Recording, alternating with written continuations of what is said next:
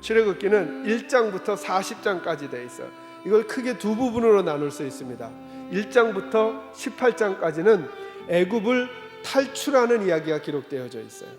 그리고 19장부터 40장까지는 시내산에서 하나님이 모세에게 십계명과 성막을 주시는 이야기, 그리고 성막을 짓는 이야기가 40장까지 나와요. 크게 두 가지로. 출애굽기의 핵심은 뭐냐면 뭐니 해도 애굽을 탈출하는 거예요. 그러므로 믿음이라고 하는 것은 내가 있던 자리로부터 출발하는 거예요. 출발하는 거. 근데 오늘날 많은 분들이 믿음을 어떻게 가지려고 하느냐 하면 내가 있던 것 그대로 다 지키고 거기에다가 하나님의 말씀을 하나 추가하려고 해요. 그런데 오늘 성경이 저희들에게 보여주시는 믿음의 본질은 내가 있던 자리를 떠나는 거예요. 애굽을 떠나는 거예요. 애굽에서 이스라엘 백성을 불러내세요. 불러낼 때 이스라엘 백성이 떠나야 하나님과 함께 갈 수 있어요. 근데 오늘날 많은 이들이 내가 가지고 있었던 것 그대로 지켜내려고 해요. 그리고 거기다 하나님 것을 덧붙이려고 해요. 그래서 믿음의 출발이 되지 않는 거예요. 믿음은 그 성격상 처음이 떠나는 거예요. 떠나는 거. 애굽을 떠나는 순간 그 사고방식도 떠나는 거예요. 그 삶의 자리도 떠나는 거예요. 그냥 하나님하고만 만나를 먹든 바위를 통해 물을 공급받든 메추라기를 통해 고기를 공급받든 하나님하고만 사는 거예요. 여러분, 믿음이란 일단 떠나는 거예요. 내 삶의 자리를. 오늘 저와 여러분에게 이 질문 드려야 합니다. 꼭 하셔야 합니다. 여러분이 내가 교회를 다니고 있지만, 내가 예배를 드리고 있지만, 내가 설교를 듣고 있지만, 심지어 교회에서 직분을 가지고 있지만, 교회 다닌 지 수십 년 되었지만 관계없이 하나님의 백성이 되는 것은 내 학력이나 내 경력이나 내 방법이나 내 노력이나 내 애씀의 문제가 아니에요. 이 출발은, 이 떠남은 무엇을 통과해야만 가능하냐면 어린 양을 통과해야만 해요. 어린 양 보배 피를 통과해야만 해요. 다시 말해 예수님을 통과해야만 이 삶이 출발되는 거예요. 여러분, 새로운 하나님의 백성의 삶은 예수님을 통과해야만 출발할 수 있는 거예요. 이것이 오늘 출애굽기가 우리에게 주는 첫 번째 메시지입니다. 두 번째는 이것입니다.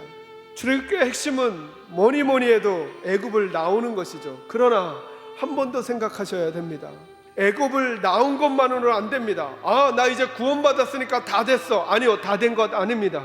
왜냐하면 애굽을 나오는 것이 목적이 아닙니다. 애굽을 나오는 것은 또 다른 목적을 가지고 있기 때문이죠. 무엇이죠? 하나님이 원하는 자리로 들어가야 합니다. 이게 진짜 목적입니다. 하나님이 원하시는 교회가 있습니다. 하나님이 원하시는 가정이 있습니다. 하나님이 원하시는 성도가 있습니다.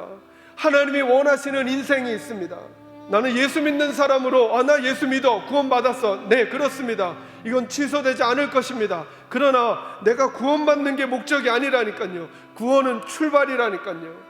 구원을 받고 나면 들어가야 할 자리가 있습니다. 하나님이 원하시는 인격의 자리, 하나님이 원하시는 말의 자리, 하나님이 원하시는 생각의 자리, 하나님이 원하시는 행동의 자리, 하나님이 원하시는 행복의 자리로 우리가 들어가야 한다니까요. 이 들어가는 것에 대해서 마음을 쓰셔야 돼요. 출애굽기는 애굽을 탈출하는 이야기가 아니에요. 애굽을 탈출하는 건 출발일 뿐 우리에게 들어갈 자리가 있다라고 하는 거예요. 저는 저와 여러분에게 이 믿음의 결단이 있기를 주님의 이름으로 축원합니다. 그래서 자연스럽게 세 번째로 떠나야 하고 들어가야 하니까 이 중간에 과정이 있다는 거죠. 과정이. 그래서 여러분, 믿음 생활에는 과정이 있어요. 과정이. 무슨 말이냐 하면 절대로 한순간에 다 이루어지지 않는다는 거예요. 그러니까 여러분의 남편이나 아내에게 너무 실망하지 마세요. 예배드리면 뭐해? 당신 하나도 안 변하는 거. 성경 공부하면 뭐해? 변한 게 없는 걸. 맞아요. 잘 안 변해요. 잘 안 변해. 왜냐하면 한순간에 애굽에서 나와서 가나안에 들어가는 게 아니기 때문에 그래요. 여기 과정이 있어요. 이 과정에 고난과 역경이 우리에게 다가와요. 마실 물이 없기도 해요. 먹을 거리가 없기도 해요. 고기가 없기도 해요. 그래서 차라리 애굽에 나왔을 것 같다는 생각이 들어요. 그러면 차라리 속이나 시원하게 마시고 먹을 걸. 차라리 안 들었으면, 차라리 몰랐으면, 차라리 옛날대로 살았으면 좋았을 걸. 이거 지금 계속 누가 얘기하는 거예요? 애굽에서 살았던 이스라엘 사람들이 얘기하는 거예요. 여러분, 예수 믿는 우리들에게 광야와 같은 시간이 있어요. 그 시간은 무슨 시간이냐 하면 내 것을 끄집어내고 하나님의 것을 넣는 거예요.